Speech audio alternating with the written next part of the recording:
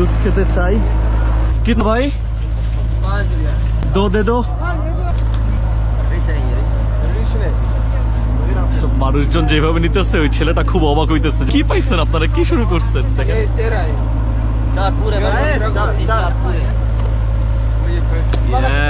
finally আমরা পেয়ে গেছি ও মাই গড এখন সময় হচ্ছে একটু পিপাসা লাগছে আমরা জুস খেতে চাই कितना भाई 5 रियाल 2 दे दो আমি এখানে এসে একটু আরবি বলার চেষ্টা করতেছি সরি আরবি না হিন্দি বলার চেষ্টা করতেছি কারণ মানুষজন এখানে ইংলিশটা খুব বেশি একটা মানে বুঝে না সেই জন্য আমি জিজ্ঞেস করলাম কিতনা বললো 5 রিয়াল সো 5 রিয়ালে আমরা দুইটা নিব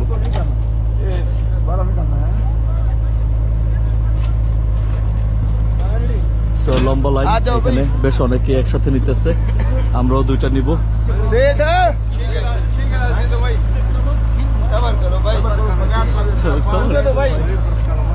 সবাই হুমড়ি খেয়ে পড়ছে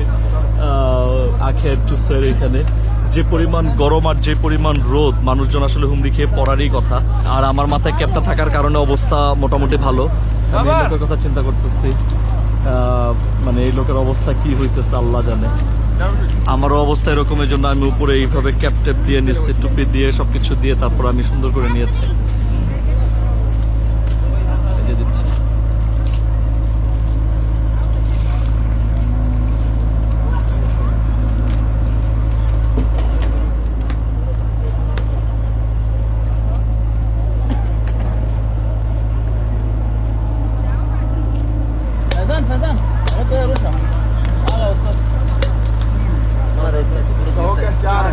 चार है भाई 7 गिलास है मेरा মানুষজন যেভাবে নিতেছে ওই ছেলেটা খুব অবাক হইতেছে যে ভাই কি পাইছেন আপনারা কি শুরু করছেন দেখেন चार पूरे चार पूरे ये कौन उठा दिए नहीं है लड़की नहीं है 7 गिलास 7 लड़की दे दो 7 तो बहुत पहला बात है दे दो हमको दे दो আরেকটা ফাইনালি আমরা পেয়ে গেছি আমি ভাবছি যে মিষ্টি হবে এখনো খাইনি লেটস সি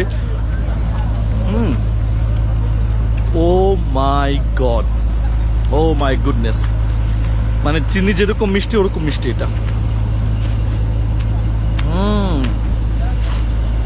সো গুড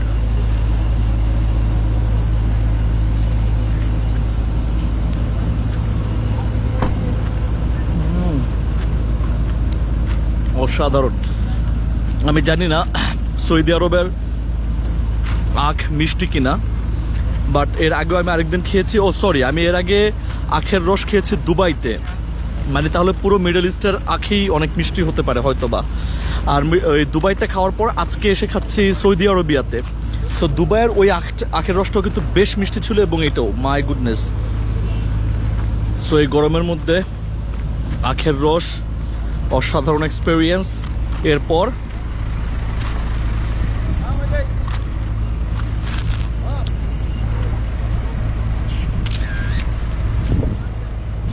আমাদের মানে কাউকে ডাকতেছে ওরা এ দোস্ত এ বন্ধু এই ভাই আমাদের মুদের মানে কি যারা মনে করেন যে অফিসে চাকরি করে না অবকাশ মুদির আর মানে বস আচ্ছা বস আচ্ছা পুরোটা খেয়ে ফেলছি চলেন এবার আমরা আমাদের নেক্সট ডেস্টিনেশনে যাই